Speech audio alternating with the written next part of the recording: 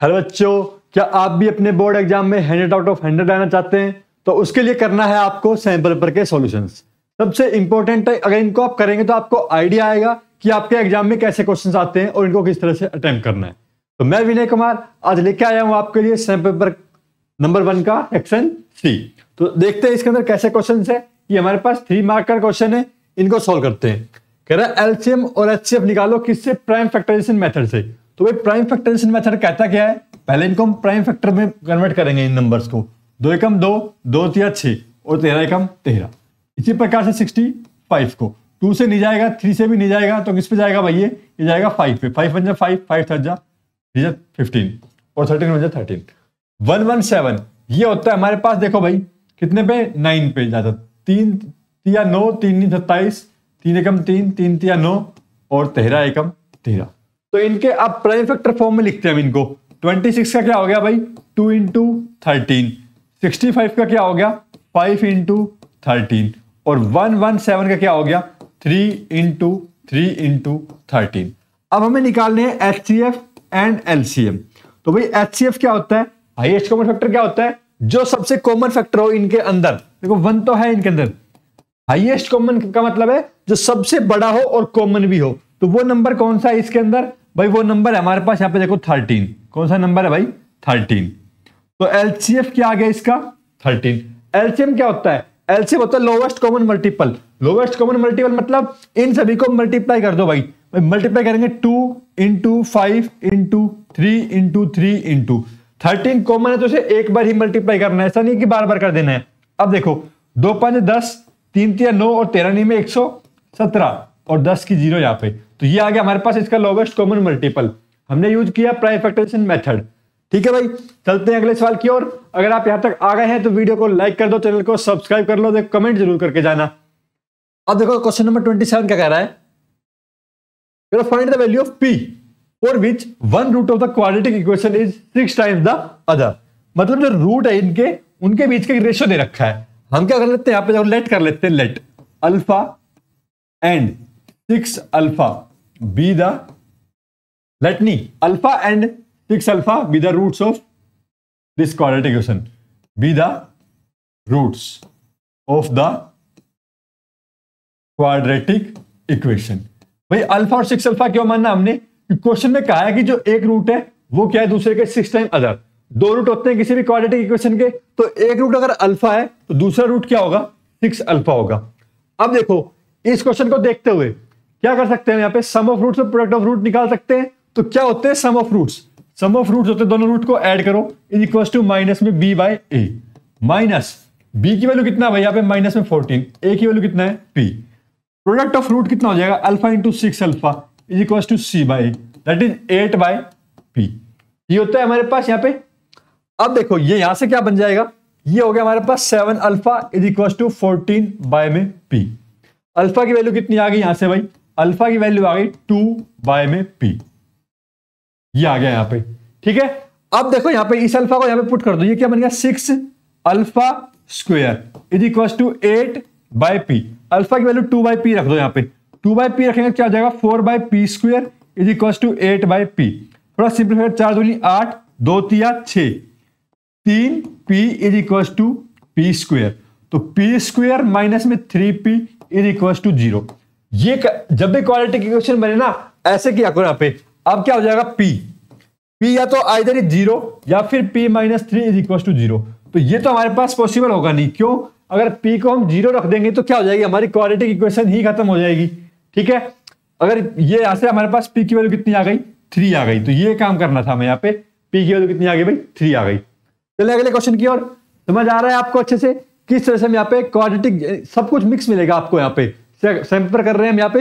अगले सवाल की ओर चलते हैं। Question number 28। Bengaluru marathon then 42 kilometre route. एक मैराथन हो रही है बेंगलोर के अंदर और उसका रूट किस तरह से डिजाइन किया गया है? Such that the marathoner runner in a straight line of 21 kilometre. भाई 21 किलोमीटर क्या है ना, सेम डायरेक्शन के अंदर दौड़ते हुए जा रहे हैं। मैराथन होती है 42 किलोमीटर की और ये कह रहा है return back along the same path in opposite direction. अब तो जब गए थे तब तो क्या गए थे? इस डायरेक्शन में गए थे और वापस आ रहे हैं इसी डायरेक्शन के अंदर। किसी है जिस डायरेक्शन गए थे उसके अपोजिट डायरेक्शन के आ रहे हैं, वापस आ रहे हैं। अब बताना है कि the running opposite the wind covered the first half. जब पहली बार दौड़ रहे थे तो उनकी स्पीड क्या थी, इधर से देखो जो मैराथनर इधर दौड़ रहा था तो हवा क्या है इस तरफ चल रही थी, ठीक है भाई, दोनों की डायरेक्शन क्या है आपस में टकरा रही थी। फिर क्या हुआ, ये तो था फर्स्ट हाफ के अंदर, सेकंड हाफ में क्या हुआ, सेकंड हाफ में हुआ भाई मैराथनर दौड़ रहा है इधर और विंड भी किधर चल रही है, इधर ही चल रही है, तो ये मैराथनर और ये इसकी विंड की डायरेक्शन भी दोनों क्या हो गई, सेम डायरेक्शन में हो गई। अब कह रहा है कि 2 घंटे, पहले पर तो क्या करता था 2 घंटे लग रहे थे उसे कवर करने में, और सेकंड हाफ में क्या लगे उसे 1.5 आवर लगे कवर करने के लिए। डिस्टेंस दोनों का सेम है, हम यहां से क्या कर पाएंगे, इनकी जो स्पीड्स है इनके बारे में पूछ रहा है, calculate the speed of the marathoner of the wind and show your step. तो हम किस तरह करेंगे, यहां पे हम यहां पे लिखेंगे let m be the speed of man and w be speed of wind, ठीक है, for first half, for first half. First half के लिए क्या हो जाएगी, स्पीड हो जाएगी हमारे पास, यहां पे दोनों अपोजिट डायरेक्शन में कट रहे हैं तो स्पीड क्या होगी भाई, माइनस होगी, यानी कि मैन की स्पीड में से विंड की स्पीड क्या हो जाएगी, माइनस करेंगे तो हमें क्या मिलेगी, रिजल्टेंट स्पीड मिलेगी, ठीक है। ये तो हो गई हमारे पास स्पीड। टाइम हमें गिवन है यहां पे कितना भाई, 2 आवर। डिस्टेंस कितना गिवन है भाई, 21 आवर, ठीक है भाई। इसको सिंप्लीफाई करो, यहां पे देखो क्या होता है formula, distance equal to speed into time, distance 21 upon में टाइम 2 आवर, मैन माइनस में विंड, 10 पॉइंट में 5, ठीक है भाई। तो मैन माइनस विंड क्या होगी, 10.5 किलोमीटर पर आवर, ये आ गई हमारे पास इसकी स्पीड। अब जो सेकंड हाफ है उसके लिए चलते हैं हम यहाँ पे, तो सेकंड हाफ के लिए क्या हो जाएगी, स्पीड दोनों की सेम डायरेक्शन है, ये भी इधर और ये भी इधर, तो क्या हो जाएगी यहाँ पे स्पीड, मैन की स्पीड प्लस में विंड की speed is equal to distance cover किया उन्होंने कितना भाई, 21 किलोमीटर, और टाइम कितना लिया इन्होंने, 1.5 आवर, ठीक है। तो ये हमारे पास डिस्टेंस इक्वल टू क्या आ गया, speed equal to distance upon time आ गया। इसको सोल्व करते हैं, यहाँ पे 3 7 21, 3 5 15 और 10 हमने यहाँ पे भेज दिया, 5 दूनी 10, 7 दूनी 14, ये बन गई इक्वेशन नंबर 2, और ये हमारे पास इक्वेशन नंबर 1। यहां पे जो स्पीड है हमारे पास कैसी है, प्लस में। अब सोल्व करते हैं 1 और 2 को, सोल्व 1 एंड 2। भाई क्या है, 1 इक्वेशन क्या है, m माइनस में w is equal to 10.5, m plus w is equal to 14। दोनों को ऐड कर दें हम यहाँ पे, जब ऐड करेंगे तो क्या बन जाएगा, ये खत्म, जहां पे बन गया 2m, ये कितना बना भाई, ये बना 24.5। m की वैल्यू कितनी आ गई, 2 कम 2 2 4 2 4 2 5 10, यानी कि मैन की जो स्पीड है वो कितनी आ गई, 12.25 किलोमीटर पर आवर। अब इसे पुट कर दो यहाँ पे 1 के अंदर, पुट इन 1, तो कितना जाएगा मैन, 12.25 माइनस में विंड इज इक्वल टू 10.5, तो 12.25 माइनस में 10.5, ये किसकी स्पीड आएगी, विंड की स्पीड आएगी। कितनी आ जाएगी, देखो भाई ये 50, जब इसमें से 25 में से 50 माइनस जाएगा तो यहां पे तो आएगा 5, यहां पे 11, कितना बचेगा देखो भाई, 2 5 और 50, 5 का 5, 12 में से 5 जाएगा 7, यहां बचेगा 7 5, और यहां पे कितना बचेगा 1 2 12 पॉइंट, और ये 1 0, यहां से कैरी चला गया इधर 1 पॉइंट में 7 5, ठीक है भाई। तो कितना आ गया, 1 पॉइंट में 75 किलोमीटर पर आवर। ये किसकी स्पीड आ जाएगी हमारे पास, स्पीड आ जाएगी स्पीड ऑफ विंड आ जाएगी। यही निकालना था, मैं यहाँ पे कैलकुलेट करना था कि बताओ भाई calculate the speed in kilometre per hour marathoner and the wind और शो योर स्टेप्स। तो ये हमारे स्टेप्स थे, इसको सोल्व करने के लिए ये आ गया इसका आंसर। अगला क्वेश्चन देखो, बोट एंड स्ट्रीम का क्वेश्चन आ गया। ऐसे क्वेश्चन पेपर में आपको मिल सकते हैं। अब कह रहा है कि a man can row a boat down stream 20 kilometre in 2 hour. Down stream का मतलब क्या है, डाउन स्ट्रीम का मतलब है जिस डायरेक्शन के अंदर उसकी बोट जा रही है उसी डायरेक्शन में क्या है, पानी की का बहाव है, ठीक है भाई, पानी का बहाव। और अपस्ट्रीम का मतलब होता है बोट जा रही है इस डायरेक्शन में और पानी बह रहा है इस डायरेक्शन में, यानी करंट, ठीक है। ये इस तरह से क्वेश्चन है, कह रहा है find the speed of rowing in still water and find the speed of stream. हमें ये बताना है कि speed of rowing in still water क्या है, बोट की स्पीड क्या है, और स्पीड ऑफ स्ट्रीम जो पानी बह रहा है उसकी स्पीड क्या है। तो भाई क्या करते हैं, यहाँ पे लेट कर लेते हैं सबसे पहले, तो let speed of boat x kilometre per our, x kilometre per our, and speed of current कितना भाई y, स्पीड ऑफ स्ट्रीम या फिर करंट कितना y kilometre per our. Speed of downstream, downstream की स्पीड कितनी हो जाएगी, स्पीड ऑफ डाउन स्ट्रीम कितना हो जाएगा भाई, स्पीड ऑफ डाउन स्ट्रीम, दोनों सेम डायरेक्शन में तो x प्लस में y, and speed of upstream कितना हो जाएगा भाई, x माइनस में y, अप स्ट्रीम कितना भाई, x माइनस में y, और किलोमीटर पर आवर और किलोमीटर पर आवर। अब चलते हैं क्वेश्चन के अकॉर्डिंग। तो स्पीड हमें मिल गई, डिस्टेंस पता है, आवर टाइम पता है, तो क्या होता है formula, distance is equal to speed into time. Downstream में स्पीड डिस्टेंस है 20, स्पीड हमारे पास x प्लस वाई और टाइम कितना है भाई 2 घंटे का। यहां से x प्लस वाई की वैल्यू कितनी आ गई, 10 आ गई। ये बन गई इक्वेशन नंबर 1। इसी प्रकार दूसरे के लिए चलते हैं। अपस्ट्रीम में डिस्टेंस है 4 किलोमीटर, स्पीड है x माइनस वाई, टाइम कितना है वही 2 घंटे ले रहा है, यहां पर भी 2 दूनी 4, 2 is equal to x minus में वाई। ये बन गई इक्वेशन नंबर 2। दोनों को सोल्व कर लोगे यहां पे भाई, दोनों को सोल्व करते हैं, चलिए सोल्व 1 एंड 2, सोल्व 1 एंड 2 क्या हो जाएगा, ये x minus y is equal to 2 और x plus y is equal to 10।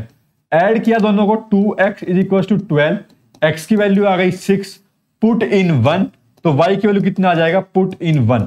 जब हम 1 में पुट करेंगे तो y is equal to 10 minus में 6 इज इक्वल टू 4, तो y की वैल्यू कितनी आ गई, 4 आ गई।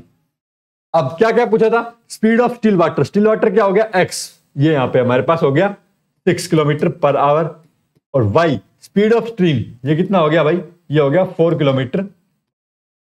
क्वेश्चन समझ आया किस तरह से हमने बोट एंड स्ट्रीम को सोल्व किया। यहां पे डाउन स्ट्रीम कैसे किसको माना, डाउन स्ट्रीम का मतलब क्या होता है, जब दोनों डायरेक्शन क्या हो रही है, सेम होती है हमारे पास। अप स्ट्रीम में एक डायरेक्शन अलग डायरेक्शन में होती है और एक अलग में होता है, तो हम स्पीड को करते हैं, रिजल्टेंट स्पीड को माइनस करके निकालते हैं, और देन हमारे पास फॉर्मूला में पता है और इक्वेशन सोल्व करनी है। अब देखो क्वेश्चन नंबर 29 कह रहा show below is a circle with centre O and tangent PQ and PR। अब कह रहा है यूजिंग ट्रायंगल POQ, PQOR और PQR without doing any construction. देखो हम यहाँ पे इनको क्वेश्चन को कह रहे हैं कैसे सोल्व करते थे, यहाँ पे कंस्ट्रक्शन लाइन करते थे, लेकिन ये कह रहा है कि इसको लाइन कंस्ट्रक्ट नहीं करना है without doing any extra construction, बस जो दे रखा है उसी से क्या करो, इसकी जो टेंजेंट है PQ और PR इनको इक्वल दिखाओ। तो देखो पहले इसको समझते हैं क्या है। यहाँ पे ये वाला एंगल और ये वाला एंगल दोनों इक्वल मिलेंगे, तो ये कैसा है, हमारे पास आइसोसेलेस ट्रायंगल है। ये वाला एंगल कितना है भाई 90 डिग्री, ये भी कितना है 90, 90 में से ये एंगल जाएगा x और 90 में से ये एंगल जाएगा x, दोनों एंगल क्या आने वाले हैं, सेम आने वाले हैं। यानी कि ये जो एंगल हमारे पास आए, ये वाला इधर से और इधर से दोनों इक्वल, और दोनों क्या बन रहे हैं, एक ट्रायंगल के अंदर है, तो आइसोसेलेस ट्रायंगल बन गया। आइसोसेलेस ट्रायंगल क्या होती है, साइड हमारे पास इक्वल होती है, तो ये कंसेप्ट हम यहाँ पे यूज करते हुए इस क्वेश्चन को सोल्व करेंगे। तो चल लिखेंगे यहाँ पे in triangle QOR, angle OQR is equal to angle ORQ। क्यों भाई, OQ is equal to OR, भाई OQ किसके बराबर है, OR के बराबर है, और इसको यहां पे साथ में ये भी लिख दो, radius of circle, radius of circle. दोनों एंगल आपस में क्या हो गए, बराबर हो गए। इसको हम नाम दे देते हैं यहां पे x, ठीक है। अब चलते हैं अगले वाले ट्रायंगल में।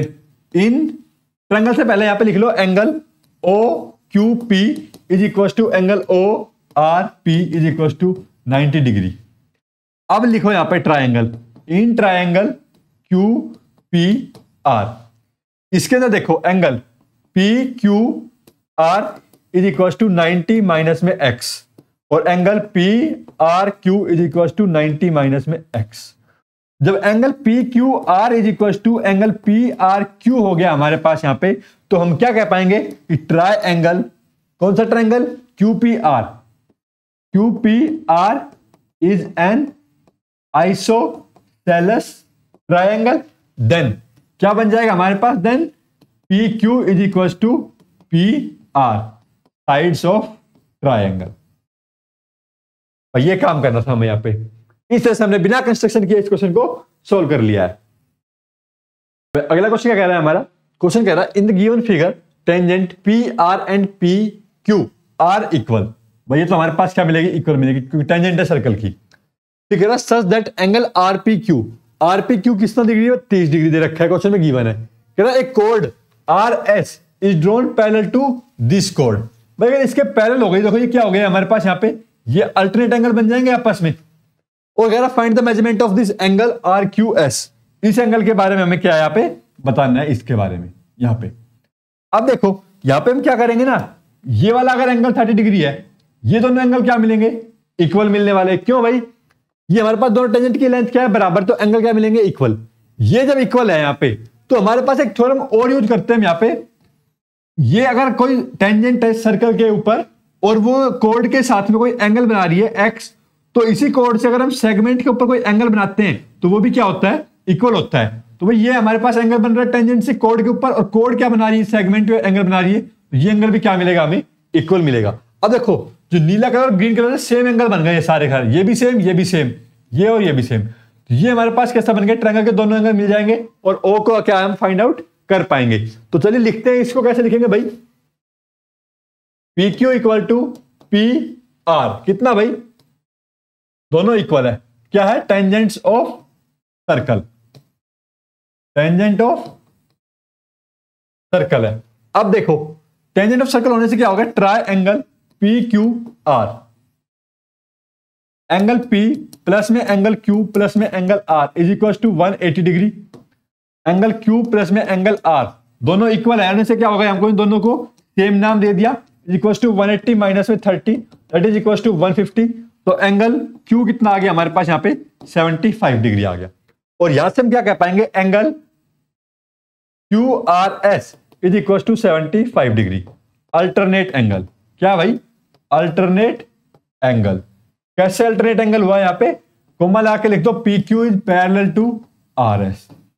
और यहां पे एक और कौन सा angle, angle QSR is equal to angle RQP, alternate segment angle, alternate segment angle, segment angle, क्योंकि सेगमेंट में बन रहा है इसलिए हमने क्या कहा इसको, अल्टरनेट सेगमेंट एंगल का। तो ये भी हमारे पास कितना आ गया भाई, 75 डिग्री आ गया। अब ये दोनों एंगल कितने आ गए, 75 और 75 आ गए।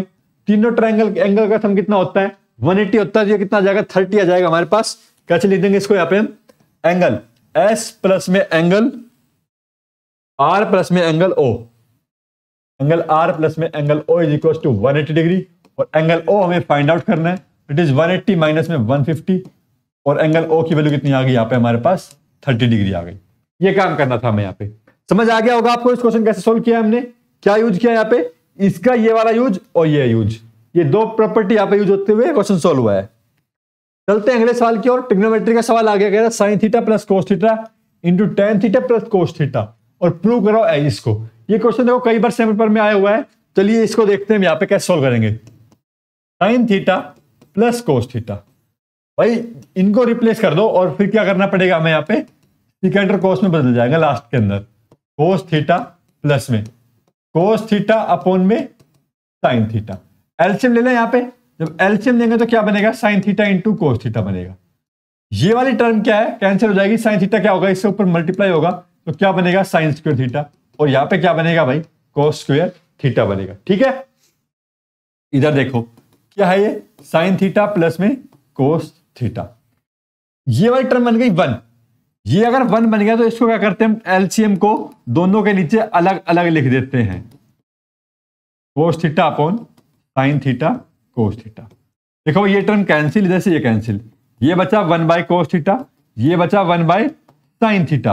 तो 1 बाय कोस क्या होता है, सीकेंट, और 1 बाय साइन क्या होता है, कोसिकेंट थीटा। क्या यही प्रूव करना था हमें यहाँ पे। ठीक है भाई, क्वेश्चन हो गया सॉल्व। चलते हैं अगले क्वेश्चन की ओर। देखो 31 क्वेश्चन नंबर आ गया। Mean temperature of a certain day city for 31 consecutive day was found to be this 35.7 degree Celsius.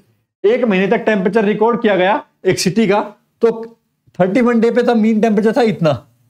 अब कह रहा है temperature for first 8 day this and mean temperature for next 12 day this. तो बताओ temperature for the rest day कितने बच गए और उसका मीन टेम्परेचर कितना बचा है, उसके बारे में हमें क्या करना है यहाँ पे फाइंड आउट करना है। तो कैसे फाइंड आउट करेंगे? यहां पे मीन टेम्परेचर फॉर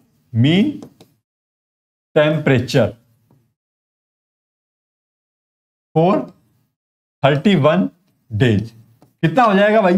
ये हमारे पास 30.5.7 डिग्री सेल्सियस। तो यहां पे लिखेंगे टोटल टेम्परेचर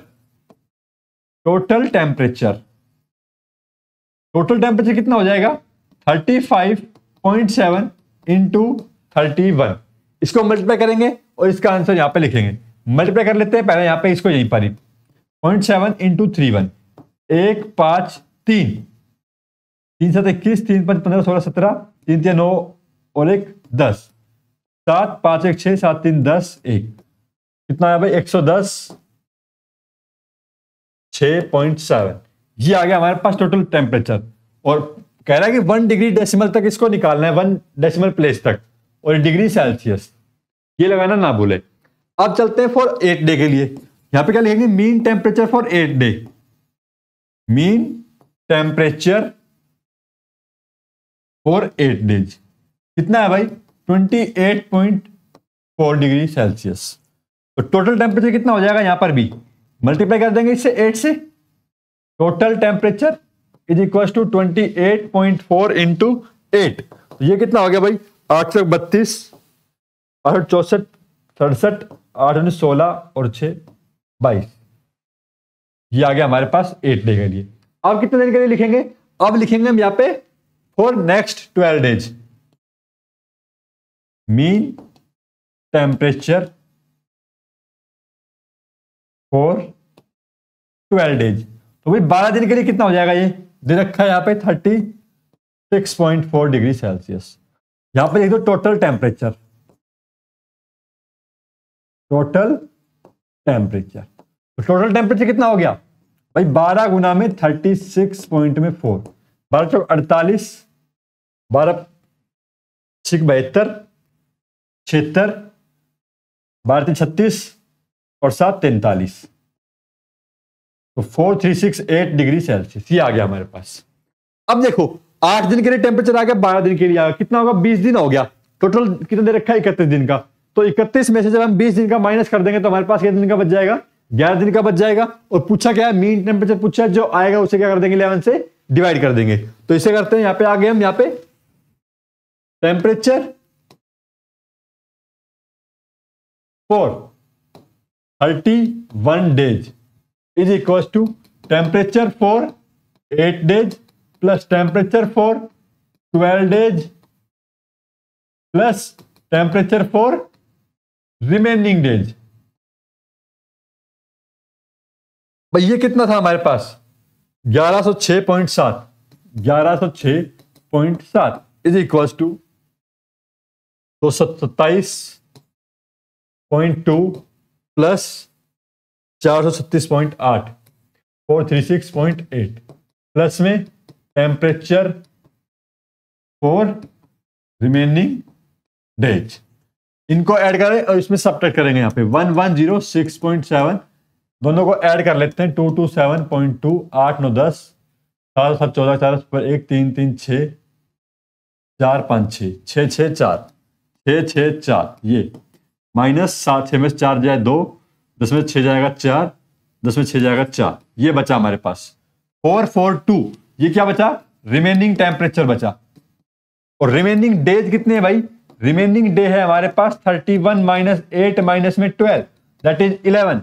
तो मीन टेम्परेचर फॉर 11 क्या हो जाएगा? Mean temperature for 11 days that is 442.7 divide by 11। 11 चौक 44, ना जाने की 0.11 दूनी 22, 22 कितने बच गए? 5, 11 चौक 44। तो हमें 1 डेसिमल तक निकालना है, तो कितना आ जाएगा? 4.24 डिग्री सेल्सियस। ये आ गया हमारा आंसर। समझ आ गया होगा आपको क्या किया इस क्वेश्चन के अंदर। हमें यहाँ पे कैलकुलेशन ज्यादा हार्ड है भी नहीं इसके अंदर, बस प्लस माइनस एंड डिवाइड करना है यहाँ पे। ये था हमारे पास सेक्शन सी पहला पेपर का। मिलते हैं आपको जल्दी अगले पेपर के सेक्शन सी के साथ। चैनल को सब्सक्राइब कर लो, वीडियो को लाइक कर लो।